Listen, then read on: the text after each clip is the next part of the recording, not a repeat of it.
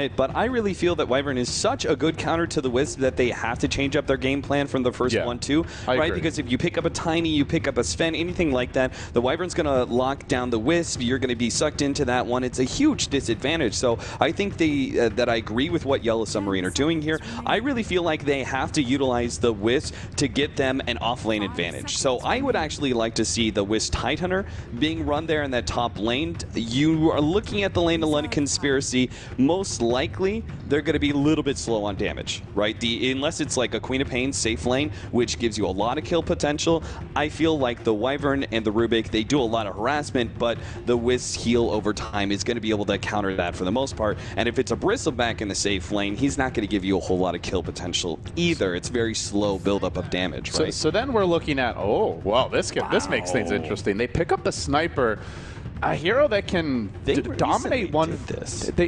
He's not really been picked at all in this patch. Ever since the nerfs that came around with 6.84, Sniper's kind of fallen by the wayside, but he does give them some additional long-range burst damage.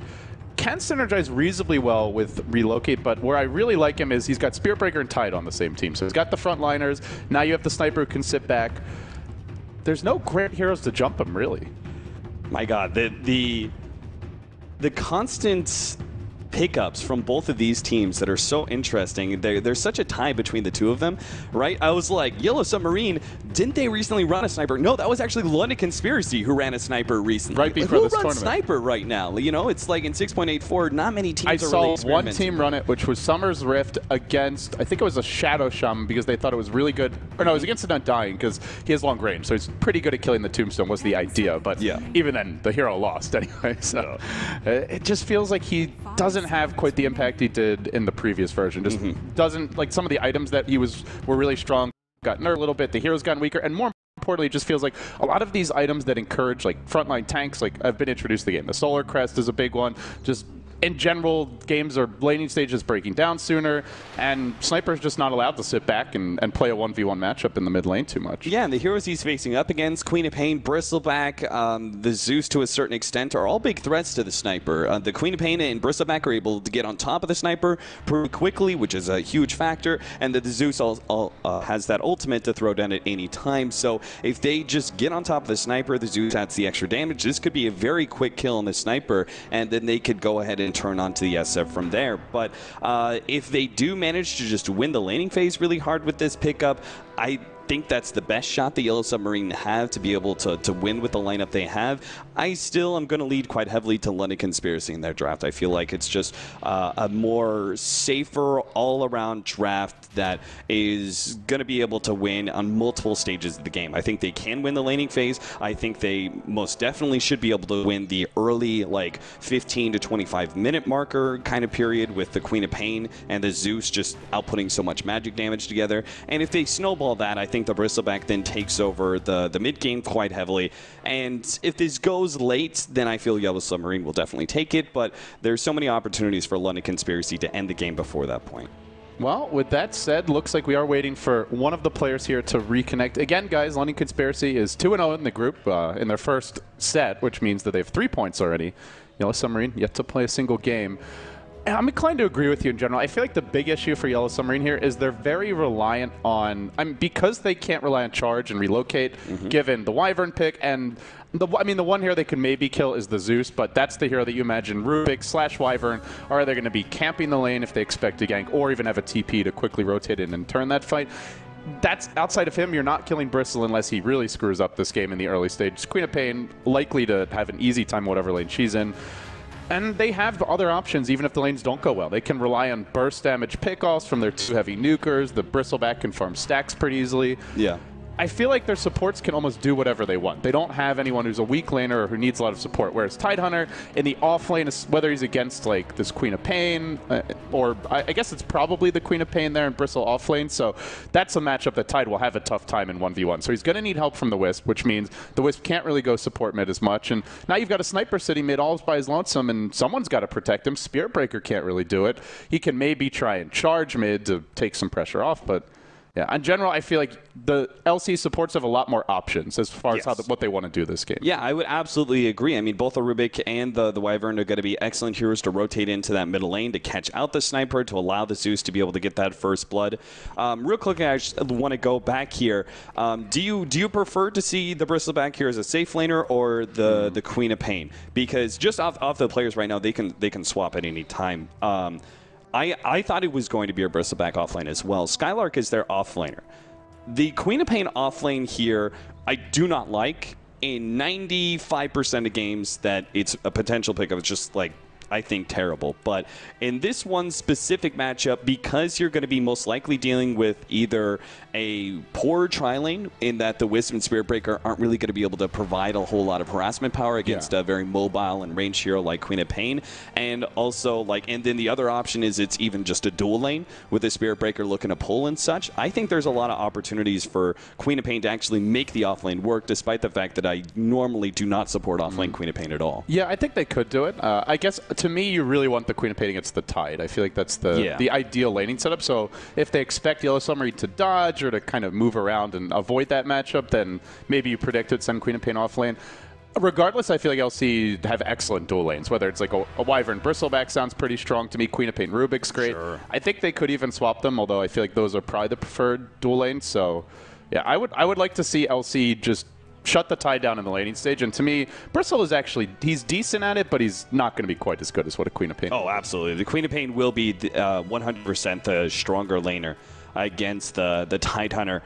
And you're right. I mean, the biggest thing is just shutting down the Tide Hunter in the laning phase. He doesn't have much to fall back on. He can farm up stacks. He can farm up ancient stacks potentially, go into the jungle, maybe do some hard camps, but it's much lower than most other offlaners who have a jungling option, right? You have to actually get the levels to be able to farm up an ancient stack. You want at least level 3 or maybe even level 5 to farm up regular stacks. It's just going to be very slow if the Tide Hunter doesn't have a good time in the safe lanes. So. Where do you see like the weak points of LC's draft? Because we are talking like we think LC is a stronger draft here, and even if that's the case, obviously the lineup is not invincible. So like if you're Yellow Submarine, you want to break this lineup down. To me, the one hero that's the easiest to kill is the Zeus. He's also probably their biggest damage dealer. Yep. Do you see them trying to get some charge ganks going mid early? Do they just try and turtle and farm stacks with Tide Hunter and Shadow Fiend? Like, what's the best game plan here, would you say, for Yellow Submarine? I really believe that Yellow Submarine's whole entire game here is going to fall on the Spirit Breaker, making enough space for the SF and Sniper to be able to get their farm. If they can actually, like, maybe even get a couple of kills here and there with the Spirit Breaker on the middle lane, or potentially even running down and maybe going to the safe lane and somehow catching them out or something like that. If he can just get 1 or 2 kills to open up just a bit, Yellow Submarine do have a lot of farming capabilities. I mean, they have an SF who can get so far ahead of any of the members of London Conspiracy, right? If they just play defensive, they're not feeding away kills, there's no question about it. SF will be able to out-farm Bristleback, Zeus, Queen of Pain, like all of them. He will get a good 2,000, 3,000 net worth ahead of them by 20 minutes easily, right? So I think that's the biggest advantage that Yellow Submarine has, is the Spirit Breaker factor in the laning phase, making space for the SF to be able to get ahead in net worth in those first 20 minutes, and then the SF develops these team fight items that are going to be capable of allowing them to defend maybe not tier 1 towers, but definitely tier 2 towers. They draw out the game, and London Conspiracy eventually run out of steam. All right. Well, with that out of the way, Cap, it's our first time casting together in, I think, like 3 years. You and I cast together 2012 when you were working for Absolute Legends. I asked you if I could join you for a game, and you said sure, and I don't think we've cast since, man. So I'm pumped. I'm excited for this. Let's get into it. London Conspiracy looking for their second 2-0 win, and Yellow Submarine, the folks that stand in their way. A little skirmish early on, but it's a tanky one. The Spirit Breaker in the front lines, and now suddenly the Tide Hunters decided to skill up Gush, and he comes rushing in. All of a sudden, Sauce Spartan is down. Get the hell out of our jungle, say the Yellow Submarine, and seems the Beatles fans will prevail here. London Conspiracy, did they forget the power of Sniper? I mean, that you do not fight into Sniper at level 1. That's just one of the go-tos of 6.83 was Shrapnel was just too strong. You're able to spam out 3 different ones in the beginning. Like, they were how do you fight into that? And they were going on the Spirit Breaker. If you're going to win a level, this hero has the highest effective HP in the game. It's either him or Ogre, I forget which, but he's basically... No, it is him, and then Ogre's right after him. So you're not killing him unless you can kill like their entire team. To me, it's crazy they're even trying to go on him. Maybe they didn't anticipate the Gush being skilled early on, which definitely is going to hurt the Tide a bit, but... Oh, actually, it's Tide versus Queen of Pain. So this lane is going to be pretty rough for Dale. I still think it's worth it for Yellow Submarine to get the first blood. The other thing is they didn't let any wards get dropped down now. There you can see Submar1ne already trying to be cheeky with the body blocks. Bash has been skilled up. He has the boots first, and therefore is just a bit faster than Fervian. But if that's a level 2 cow, he might go down. Yeah, I mean, they're getting some damage on the Sniper, but I feel like the Spirit Breaker just being that frontline hero, they have to somehow get past him in order to go on the squishy heroes like the Wisp and Sniper. I really don't think this aggro tri-lane is going to work out that well for them. But then again, it doesn't necessarily have to, right? As long as they get the Queen of Pain a really good time in this 1v1 against the Tidehunter, Skylark wins this lane hard enough. It makes up for the fact the aggro tri-lane may not be all that successful at shutting down the Sniper. The downside is if they... It seems like they're not going to tri-lane. I was going to say the downside is if they just sit in a tri-lane, Shadow Fiend versus Zeus is going to be very easy for the Shadow Fiend. Already you can see 8 souls. For sure. Courier might get sniped here, though. Submar1ne, he's trying to wing it around the trees, but guess who's waiting? Rubik, though, may not actually see it walk by. Oh, this is unfortunate for the little guy. He may still catch it if Barra shows himself and he sees, he sees the bottle. He sees the bottle in the lane. Is he going to know where it's going? He does, but he's just too late, Cap. It's going to make it out. Oh, no. The hero, what the hell is this one called? Can't even... Yeah. I don't have my magnifying I was looking at it earlier. I wanted to use his name. It's the Wyvern Hatchling. Okay, the Wyvern Hatchling, the Red Dragon. Well, actually, I think they're not dragons, but whatever. Anyway, that's a bit sad, right? Because Spartan actually could have gone for the gank on the SF instead. He was low. He was at like around half HP, and he had no mana, so there's no real counterplay potential there. They take out the Bounty Ruined. Wyvern actually denying it just to make sure he didn't have to get close. A little bit surprised just because he has Arctic Burn, which would allow you to get over the cliffs. But then again, if you get stuck up on that cliff, it's a 50-second cooldown, so you're going to be there for a while. Yeah, that's no fun for anyone. So far, Dale has picked up his Reign of Regen. We'll see if he actually wants to go into some more regen items here, or compete some Tranquil Boots potentially, or just ferry out a bottle. But for now, it looks like Submar1ne does want to apply some pressure on the mid lane. He tries to move in, but... Actually, it's just not going to find. This is just not an easy kill. With the way Barish is hugging the cliff, doesn't seem like it's going to be possible. Yeah, if you're going for it, it's got to be, I think, through a smoke gank. I mean, like the way I envisioned with the defensive tri-lane out, the Wyvern or the Rubik being able to smoke and potentially even go all the way around through the Dire side, or just be able to, the Wyvern can actually just go up on the cliff and then pop the Arctic Burn and run down it. Oh, he is going to make his way in here, though. Oh, never mind. Just wants to poke him a couple of times, but... they don't have the level 5 on Zeus yet, and he's gone for the more standard build nowadays seems to be you don't try to get Thunderbolt to level... It used to be most players would get the level 3 Thunderbolt at level 5, but this build is much more about your economy, securing the early last hits. Downside is you don't have as much burst at level 5 to try for a kill, but in any case, he didn't have it regardless. If you go Arc Lightning only level 1, every single time your range creep is going to be denied. Like, guaranteed, because you leave it with something like 20 HP. And your attack, you're just not going to get in there to actually hit it that one last time. Yeah. We do see S224J. Are we going to say that every time? That could get hard, but PSM trying to duke it out with him. In comes the Shadow Fiend. They lift him up, dropped him down. The Zeus has arrived as well. Throws up the Thunderbolt. Kaiser, one more auto attack. They get the counter kill, but it's a 2-hero charge coming out. Another bash. Furby and the 17% master. Is he going to find Submar1ne? No, he can't quite. And now he'll just walk away. Nobody is messing with him. Not this day. Still managing to kill the SF. So SSJ, I'm not sure why he has that, but I have a better name for you, for him. Okay. We call him Skanks. Skanks. Really? So hope you enjoy calling him Skanks. Yes. Is this approved by the player, or is this a... No, that's actually his name. He actually has the name Skanks. That's what they call him. Okay. So. Well, that works a lot better. Yeah. Here's our Queen of Pain. Skylark does have a haste room bottled up. I think he may want to go on Dale, and conveniently enough, Dale's... Oh, never mind. Okay. Looks like it was going to be perfect for the kill. He's like, no, I'm just going to run the hell away now. He does have a TP, though. I think Skylark, even preferring to save this haste run, hoping he can get like 2 or 3 kills bottom rather than committing everything for a potential Tidehunter kill. Oh, yeah. Since this aggro tri-lane isn't actually winning the lane by any means, they do need to look for that potential upset. The Sniper's getting perfectly fine farm. 22-7 compared to the 18-1 on the Bristleback.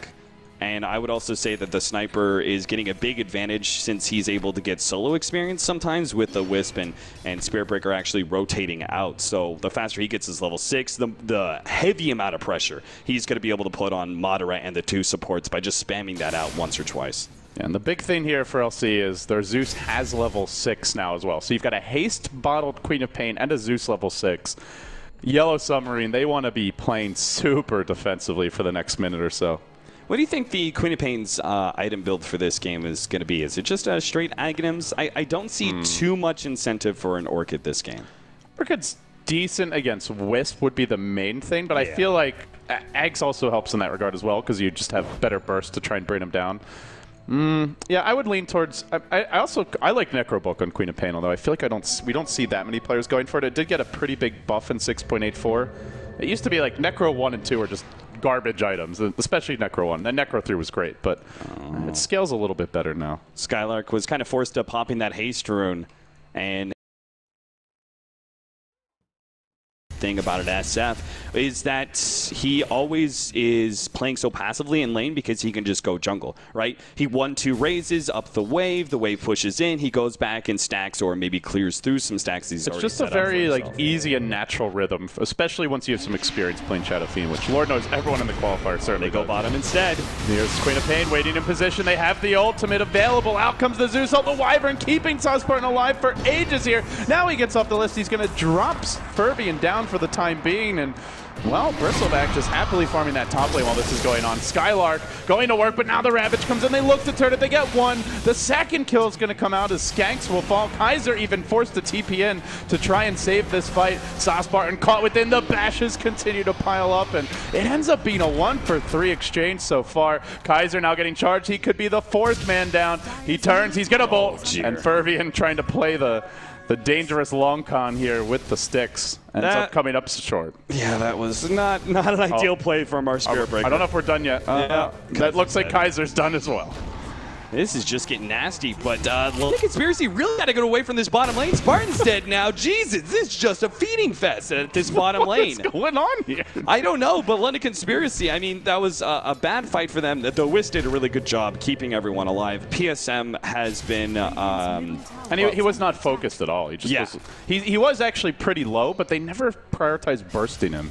Yeah, they just went in like all in on the Sniper, let's go, and then the fight kind of turned really awkward, and they never had an opportunity to target the Wisp from there. Skanks, you gotta get out of here. I don't know about this. He's gonna be up on the cliff. Assassinate coming through. He's stuck anyway, and he tries to keep himself alive, but raised and dead.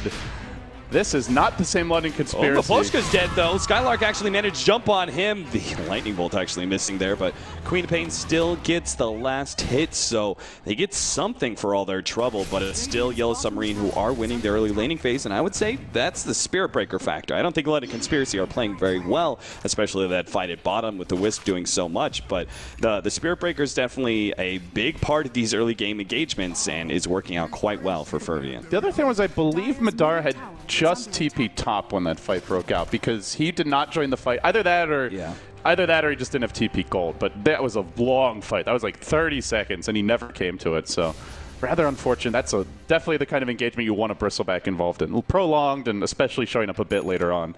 But when the dust settles, Cap, we're going to see a fast mech on the way for Barash. Already has the buckler and I think more. Yeah, the headdress bottle coming out, so just needs about 500 gold for that mech recipe. Do you agree with SF still going for mech since the recent nerf to SF, or rather to the mech? I mean, it's so expensive on mana now anyway, but then you have the cooldown increase. He just farms it so quickly. I feel like that's the thing with SF, is if you want someone else to get it, like let's say Tidehunter would be, oh, they're going on him now. Barrage, gets burst a little bit more, lifted, drop back down. He turns with the raises. What a play. Braids down the Rubik, but they're not done yet, Cap. Yeah, Skylark's going to be caught out by that Ravage. Lock him down. Anchor smash. Another kill as they take out the Queen of Pain. And that is so huge, but they're going to keep on going. Skanks might be the next target, but there's no way. Mass TP's in it. If anything, this is going to turn sour for Dale. Oh, the lightning bolts. I really thought he was going to be able to hit that one. And on top of that, stick charges were being held for a long time there. Yeah. They lose their precious Shadow Fiend in the end. Is traded for a Queen of Pain. He did not buy the mech recipe yet, though, so it's still late a little bit. Was tried for the relocate out, but just ends up bringing Dale back to the lane in the end. This is such a wand game that literally everyone on Yellow Submarine should have a wand. Even heroes like when heroes like Sniper are getting a magic wand as well, you know it's a really good wand game. You've got the spam out from the Zeus as well as the Bristleback. Oh, they're going to clash here at the bottom side of the map. Almost instantly charge onto Submar1ne. Gets off the lift in the nick of time. Tosses him back. Stuns 3. Still seems like he should fall here. No, the Embrace keeping him alive a bit longer. Now Zeus arrives, but so too is the Shadow Friend. Queen of Pain ult coming through. They bring down the IO. The Zeus falling in exchange. And now Skylark being pursued. They managed to plink him down in the end here. Another takedown happening in the pit as Fervian makes it a 1 for 3. And the Tidehunter limps away. Oh, he almost got Dale? I think he got him. The Urn's got him. Wow, that was such a play from the Rubik, managing to pull out that extra kill. Terrible fight for London Conspiracy, but at least Rubik did something. Yeah, this is not going well, man. No, I mean, again, they target the Spirit Breaker. Like, why? The first thing Zeus does when he comes to that fight is lightning bolts him. Why? And then on top of that, they're fighting without the Bristleback. 2 big prolonged skirmishes in a row. They're just getting worked. Madara has stick charges here. He's trying to bait with them a bit. He might be able to turn this with support from the Rubik, but Assassinate comes out. Oh, the lift. Beautiful. It's going to prevent it. They get 2 kills. Now the Zeus nuke coming through, and suddenly it's PSM who wants to run away. He does have a tether, but he needs to get out of here quickly. Mech, and now the turn. Well, Submar1ne, he might not make it out. Yeah, if anything, Kaiser might be able to kill the Wisp with this. Skylark comes in, a couple of right clicks, but he's healing too much. Skylark's going to fall instead. Oh, dear. 16-9 already. What a clown fest this has become. Now onto Submar1ne. The relocate out! Get me out of here. He says he's going to come back with full health. Kaiser, you cannot stick around for that. Oh, man, that relocate. He was just about to turn in telekinesis, but the Requiem of Souls goes out and he immediately disappears. If that relocate didn't happen and he gets the telekinesis there, the SF is stuck there for a little bit. I think Kaiser kills him as the turnaround, but excellent save. PSM pulling out some plays here. Yellow Submarine, I've been very much impressed with both Miposhka and PSM in the past. They were my 2 players to watch for Yellow Submarine, and they're both, I mean, PSM is performing really well here. Miposhka, I mean, it's a sniper game. There's not much brilliant moves you can make with a sniper. Hey. Sometimes you get lucky in your headshot procs, okay? This is just bloody, man. I was casting China last region, and we had some action-packed games, but this is just the next level. It feels like just pure CIS Dota, to be honest, even though I know technically LC's from Greece, but I think they play enough of these Russian and Ukrainian teams that it just like infects your soul, or I mean, enough of the empowers you. Yeah, enough of the tier 3 teams, right? Like every single tier 3 team, their biggest strength is usually the early laning phase. Yeah. Right? And when it comes to those kind of fights, because that's what you experience every single game. Not every single game has a strong contested mid game. Not every single game goes to the late game at all, exactly. Right? Every single scrim you have, though, has a laning phase. And oftentimes in the tier 3, tier 2 area, that's where games are won and lost, right? Is you get enough blood on the battlefield, you're able to stir up that snowball, and you go from there. So this is definitely one of those games, it seems like. London Conspiracy and Yellow Submarine are just smashing heads. Well, we had a pause here. It looks like our sniper Miposhka had to disconnect. Yeah, that's I'm just inserting random sounds wherever.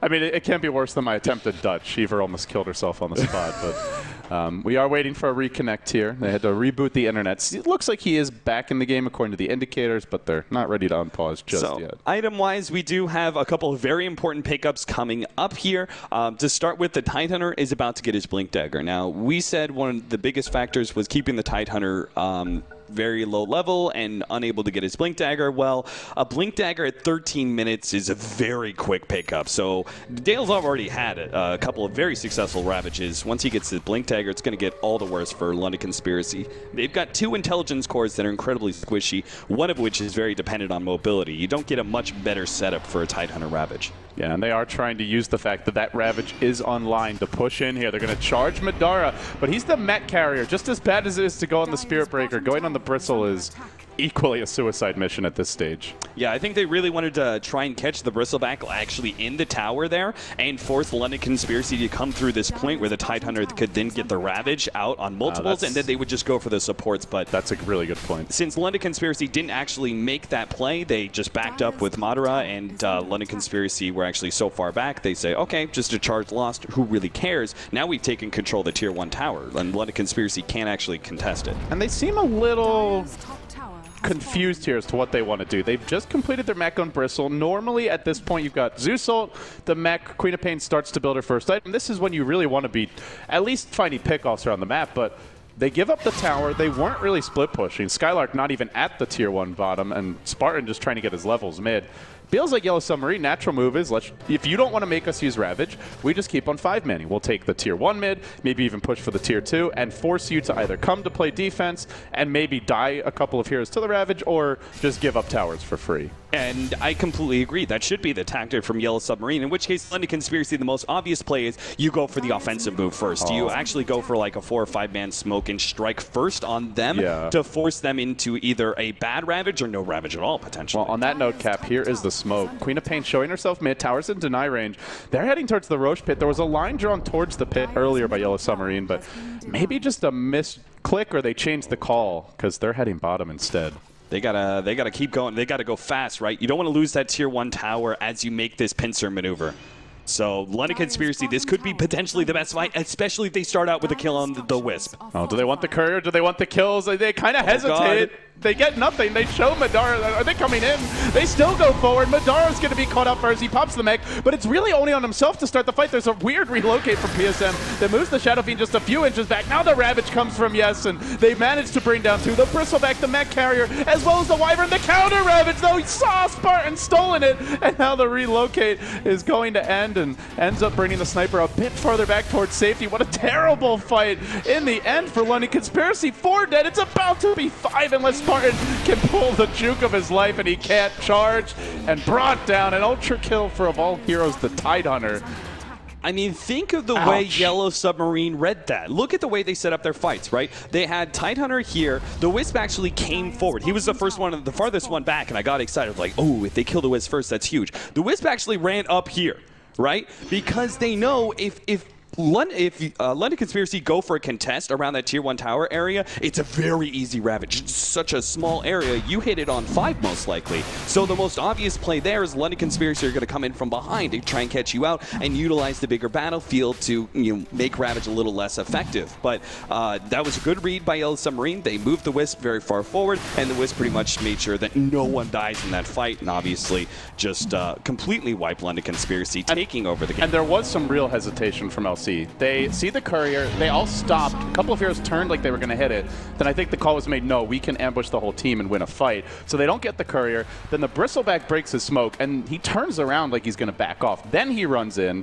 They initiate on him first. They force out the mech. It only healed him, and it just wasn't a good enough way to start the fight for them. They really, like you said, need to be blowing up the Wisp. Maybe the Sniper, although at this point he's gone for the Sange first, which was the increasingly popular build towards the end of 6.83, just because if you survive a Sniper, you get off an extra shrapnel or a headshot, and it can just change the fight. So I agree. I think it was a really nice positional play by Yes, and it was also just LC indecisive and giving them zero chance to do it. You don't get this far ahead in the first like 20 minutes of the game without you doing good things, the enemy team doing really bad things. So it's definitely a big combination of the two. And they are really far ahead. That is a 10K gold lead. Experience about 10K as well, and frankly, I thought if there was a point where LC would win, it was early, where they could dominate the lanes, potentially very strong dual lanes. We talked about it. Bristleback Wyvern, as well as Queen of Pain Rubik as potential dual lanes with a Zeus going mid. They had lane dominators. They had heroes that were difficult to kill. They had counters to Spirit Breaker charge early. They did not dominate that laning stage, and you just go back to that first move Spartan made. He could have gotten a kill mid. He also could have killed the courier. That would have been a little bit... It was a little unlucky to get the courier kill, but a lot of wasted time early, and then just that one bad fight bottom. And ever since then, it's been all Yellow Submarine all the way. Yeah, they're going for a 3-man smoke up now, but this is not going to go well. I think, for London Conspiracy. Even if they did, like, catch the sniper or maybe even, like, kill the Wisp or something like that, I just don't think it would have been worth their time, essentially. They're still going to be very far behind. It would have been essentially one of those smokes that you get a kill, but it's like, what do you get off of that? And it wouldn't have been anything. Meanwhile, Yellow Submarine are going to continue to take objectives. I think they can just 5-man, honestly. Yep. They're that tanky. They've got Sanjin Yasha on Sniper. They've got 4K on Barrage, who is not bothering to spend it, by the way. That's just a sign of how far ahead they are. If this is a close game, you're not sitting on 4K when you already have Aegis as Shadow Fiend. But, like, you know what? We'll take this tower. We'll take that tower. A little bit of that. A little bit of this. We'll have a sampler of everything on the LC menu. And it looks like maybe top is where they want to go next. Yeah, he probably, like, I would assume he's going BKB as his next item. There's still a ton of magic damage. I don't think that Butterfly is particularly, like, a strong straight after mech. And even if you are very far ahead, it's not worth it. Do you think he's far enough ahead to just go, like, straight, say, Eye of Scotty or something this game? I mean, that's... Sanjin Yasha. We've seen a lot of Sanjin Yasha Shadow Fiends. Yeah, I don't think you... personally, I would say you should almost never invest into 2 SNYs. That's just my personal preference. On one lineup, you mean? Yeah, I think that basically is investing too much, like, early to mid-game focus. So I would say normally the SF should be focusing more on the late game, while Sniper has to do what Sniper does, right? He just has to stat up as best as possible. SNY is like a must for him. Like, the best thing that, like, Sniper can possibly go from SNY straight to Scotty, but, you know, 9 times out of 10 it's going to be SNY, BKB, then thinking about Scotty, or maybe something like a Maelstrom mixed in there, potentially, depending on the game. Yeah. But they're pretty much, I mean, this is like Mushi levels of gold saving, honestly, dude. He's got 5K. I see no reason not to be spending your gold here. Yeah, I guess Scotty could be his option. You've got Oh, you know what he might want to go for is Silver's Edge. Silver Edge. Yeah, versus Bristleback.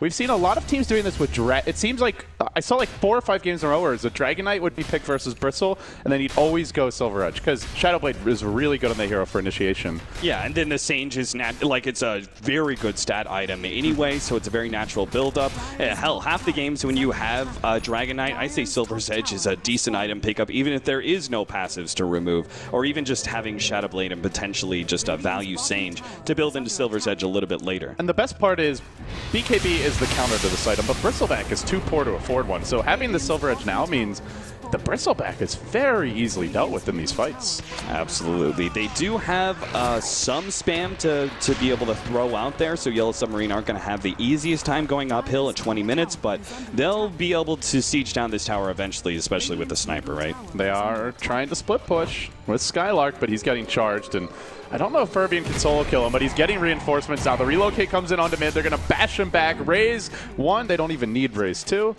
And then right back to pushing, I imagine. Yeah, that's a simple mistake, right? You actually cannot afford to ever... Oh, look at London Conspiracy. They're actually going to try and fight this one. No, that could be a mistake. Ravage caught 2. Submar1ne got the steal, but does he get it off? He's kept flying by the Embrace. I don't know if the Ravage will matter. Even if he gets it off, he does, and it brings 3 kind of low. But Barrage just walks in. He's still got the Aegis regardless. Submar1ne magically surviving, but it doesn't matter. No. Stolen Ravage, and they still get crushed. That's 2 fights, right, that they've stolen Ravage, and it didn't matter at all. Yellow Submarine just crushed it so heavily. And this is getting endgame. Like, buybacks coming out at 20 minutes. Even if you do manage to survive, you've just crippled yourself so heavily that... You know, it reminds me of like a football game where you hit like a Hail Mary touchdown pass and you're like, oh shit, we're still down 40 points.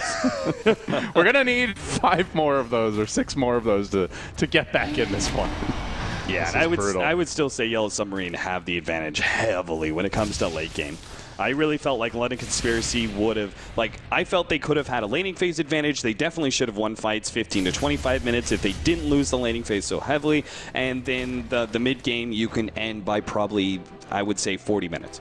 Right? And yeah, the biggest fear for me was actually Yellow Submarine just like turtle things out, and you get a Sniper and SF who are just able to take the late game over, potentially Tidehunter with Refresh or Ravage ready to go, and London Conspiracy just can't end the game fast enough. But it's the exact opposite. Like, Yellow Submarine have been in the driver's seat the whole entire game, and London Conspiracy are left with this very awkward situation where it's like there's no way you win fights for the next 15, 20, 25 minutes. So you're the ones who actually want this game to go late, despite the fact that you do not have a late game lineup. It's basically because it's your only shot. I mean, it's literally impossible for them to win fights right now. And the real issue is this is a terrible lineup to be playing from behind against, because you're up against Wisp, Spirit Breaker, to some extent the Sniper and Blink Tide can also get involved. Like, you've got a Shadow Fiend who has a Silver Edge, so he can be anywhere, ganking at any time. They have no vision, really. Like, I mean, you look at these wards, there's just one city in the middle of the mid lane, one up on the high ground. If Yellow Submarine get a gem, I don't see LC leaving the base for more than a wave or two, and if they do, it's with 5 heroes. This is bad, man. Tidehunter, he's already building into that straight refresh. Well, not even straight. He got a 4-staff along the way. Wow. Yeah, he actually had quite a bit extra. Even the Wisp is looking like pretty wealthy. He's got a Glimmer Cape and a point booster. So. Pretty wealthy. This Wisp is like Scrooge McDuck right now. That's a baller Wisp. The 5-man, this is like the end game smoke, right? If they find a pickoff, they go straight uphill. Yeah, absolutely. They've got the items for it, the map control, and the buffer of just where the creep equilibrium is. Top lane is pushy a little bit. If they want to address that, they could go for a relocate, but then they wouldn't have it for the defensive save. So they may just hang out around the pit a bit longer. Oh, real quickly, I want to go back.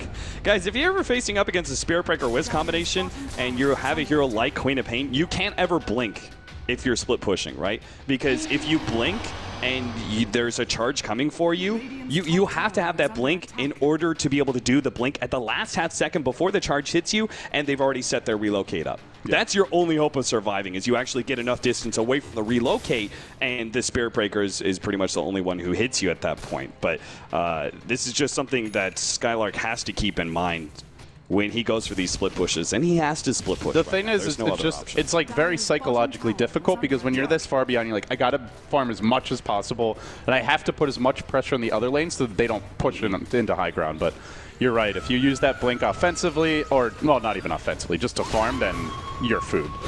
Dale blinks in, and, well, the Queen of Pain ult will hit him. Sniper gets last hit on the tower. Yellow Submarine, I think they want to wait for this next Roche and then break the base. And what do you know, Cap? This Roche is... It's feeling like Yellow Submarine just scripted this whole game. 25-9. Roche is going to respawn practically the second that Barrage gets this haste rune. And then they're probably going to take the Aegis and go for the Gusto. Push up on the high ground and look for their first lane of Rex. Yeah, and if it was a late Roshan, they probably wouldn't care too much. It would be a little bit bad for them, right? But it wouldn't matter that much just because they know Bristleback isn't going to have a BKB no matter what. They forced him to buyback earlier, right?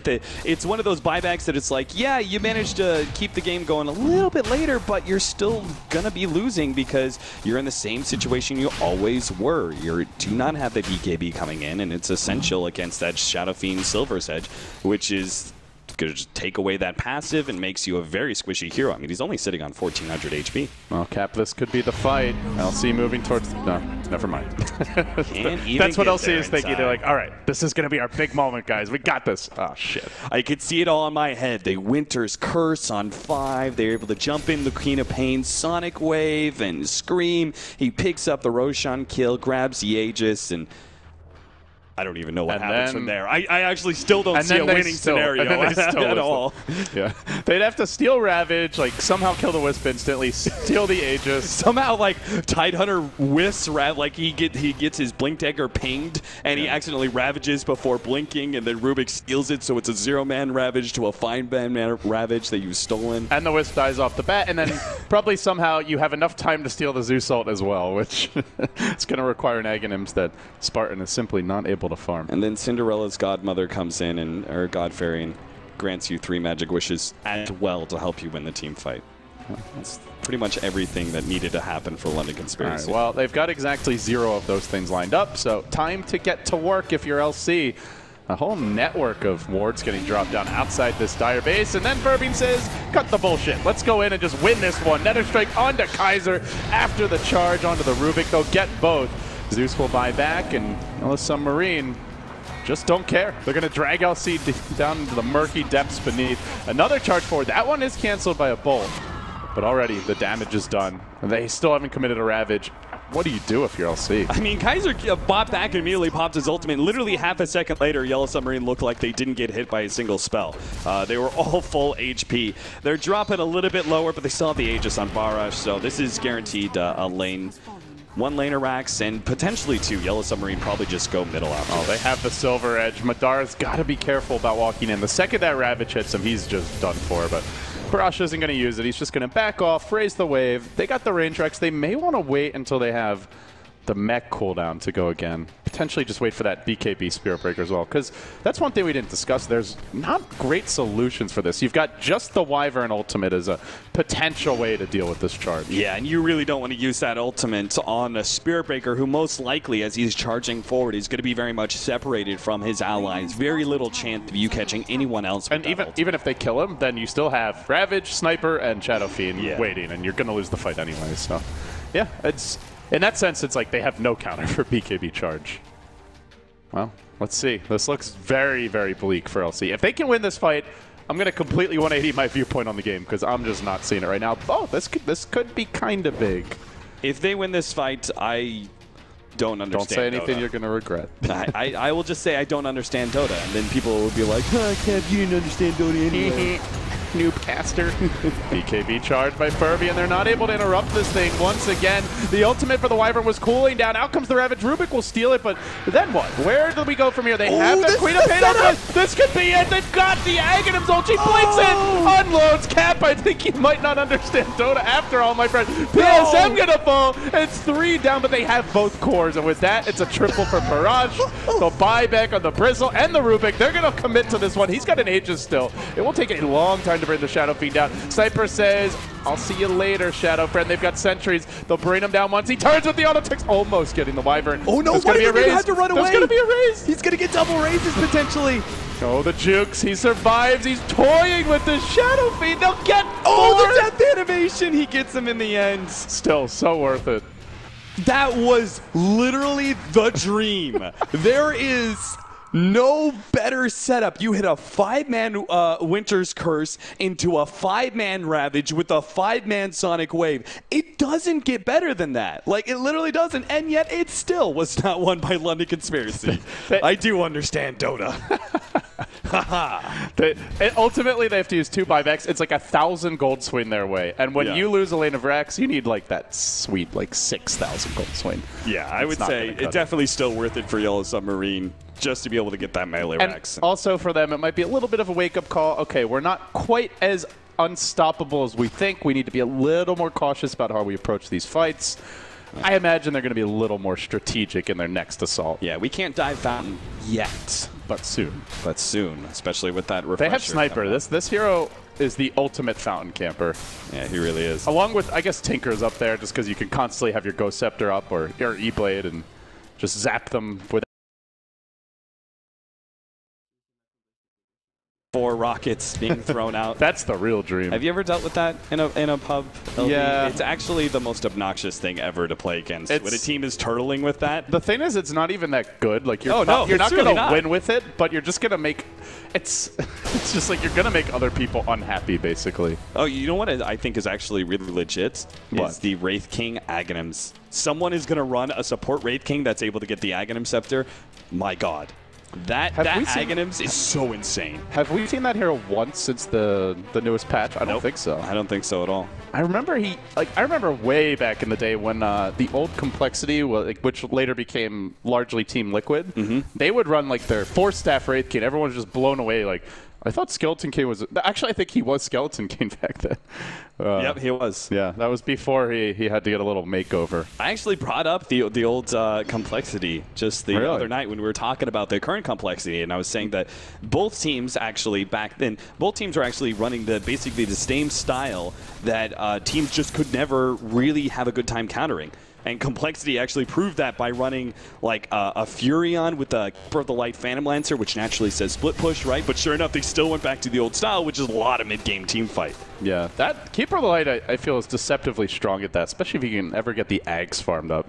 That thing's dirty.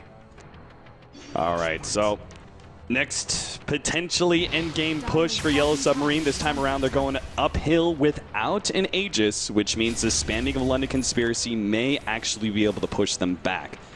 But before that happens, that tier 3 tower is going to be taking a lot of damage or potentially even being taken out. They basically have the refresher here on Dale as well, if he wants to. If they want, I mean, they almost have it, and they're like, you know what? Let's just go for 2 lanes of Rex now. We don't need this thing, which is maybe a little. Oh, actually, it is coming out on the courier, it looks like. So they'll probably want to wait another wave for this refresher. If they lose this fight before the refresher is delivered, that's the kind of facepalm moment that the team could just tilt off of. But I'm talking about losing fights. And Midara is just losing all his health when he tries to walk in. The Silver's Edge means he can't get aggressive here without committing the BKB, and he doesn't want to do that until the Tide actually looks to Ravage. Yeah, I would say the Yellow Submarine, all right, we're ready to go. We've got Refresher. You might as well just like jump in, blow their first Ravage just to get one. BKB comes out from the Bristleback, and the engagement begins in earnest. Shadow lane into gets up the Requiem. Great Queen of Pain ult, but they need that Ravage steal. They're just waiting out these BKBs, and now they jump forward. Ravage connects. Queen of Pain BKB ending during the Ravage travel time, and a second celebratory Ravage just for the hell of it. Rubik stole it, died before he could really do anything. And, well, that's it, Cap. London Conspiracy not going to go 2-0 in their first 2 matches. I'm not sure how much of that was Dota and how much of that was just some sort of like Heroes of the Storm battle arena. You just smash things together. They never in the stopped, beginning. like no farming. There was like a couple Shadow Fiend stacks, and then let's just fight nonstop for 30 minutes. Yeah, it was a lot of fun to watch for sure, but it also felt like it wasn't